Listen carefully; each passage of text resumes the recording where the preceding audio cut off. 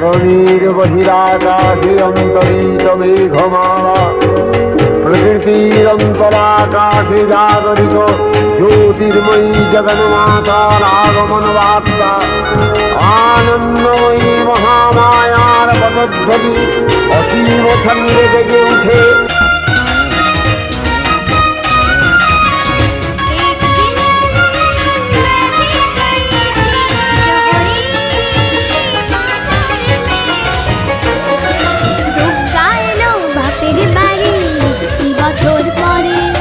আকাশে বাতাস মুখর হলো আনন্দে মন ভরে, দুর্গা এলো বাপের বাড়ি বছর পরে।